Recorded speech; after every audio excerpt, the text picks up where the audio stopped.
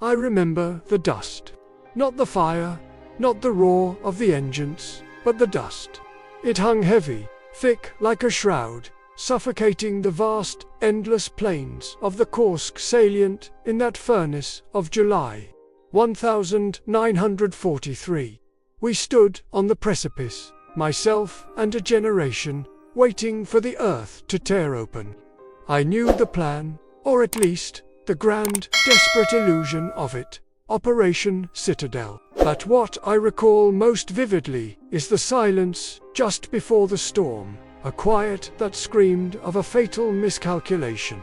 We were told the enemy was bleeding, that the Russian bear was broken and only needed one final, crushing blow. That was the narrative I was fed, the lie I was asked to believe.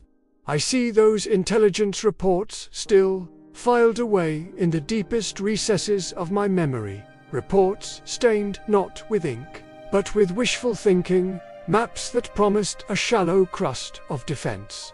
I remember holding the files, feeling the thinness of the evidence supporting the High Command's conviction. Our Obver had become an echo chamber, reporting what the Foreseen demanded to hear, that the Soviet reserves were spent, their readiness low, their defensive lines minimal. But when I looked at the aerial photographs, when I listened to the captured testimonies, a colder, more terrifying truth began to surface. I saw a system of defenses unlike anything the world had ever conceived, a matrix of trenches dug so deep, so intertwined, that they became catacombs 3, sometimes 4, concentric belts stretching back 150 miles. I tried to argue, I tried to show them the numbers. Millions of mines, laid like the grains of an apocalyptic sandstorm.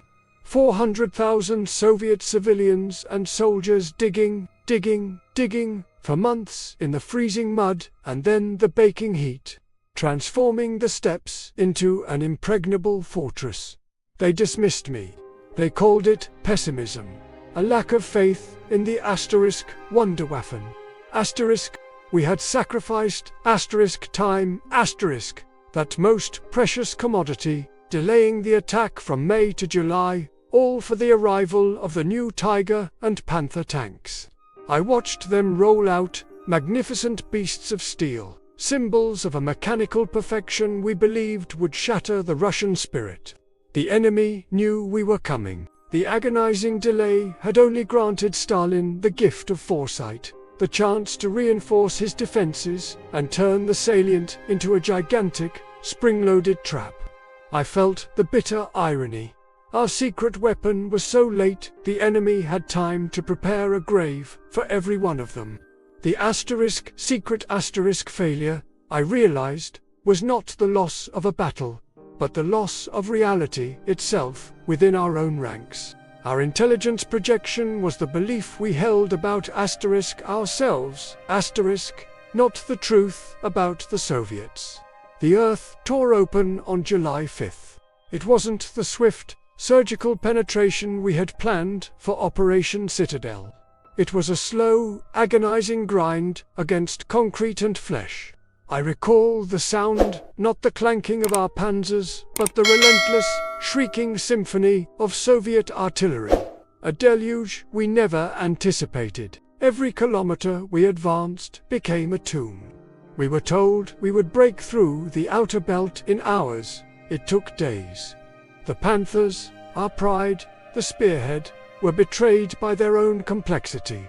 Their transmissions choked on the dust. Their engines surrendered to the strain before they even saw the enemy. I saw the young tank crews, their faces pressed against the vision slots.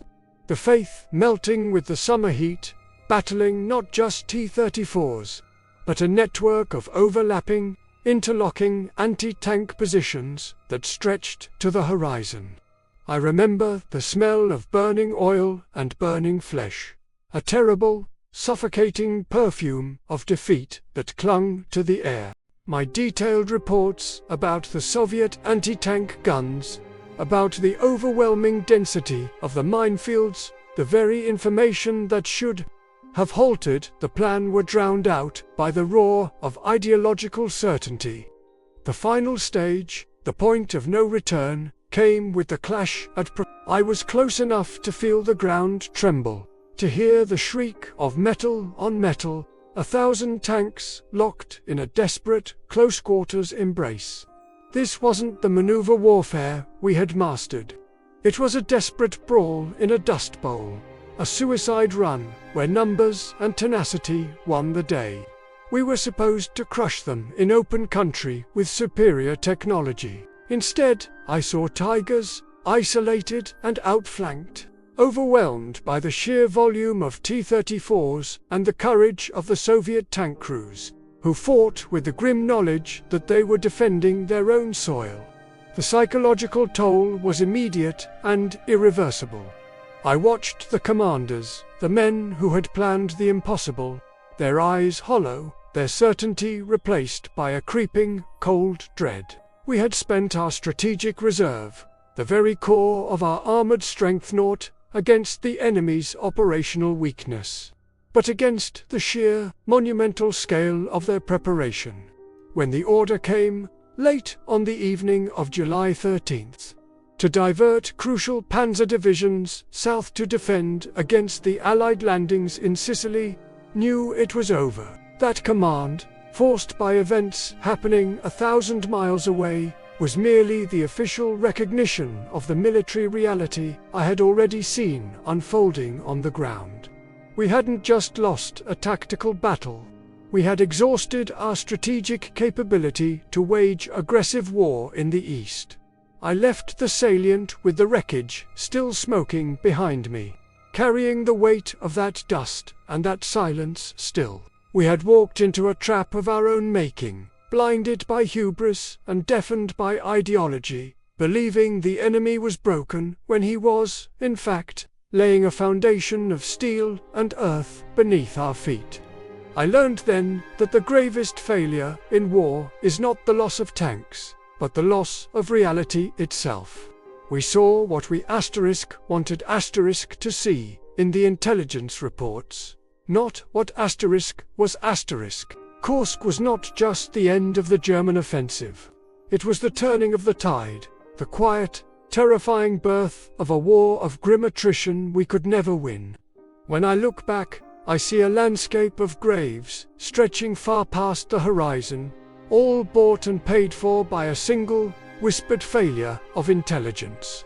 And that echo, that cold, quiet scream of historical inevitability, that, I know, will never fade.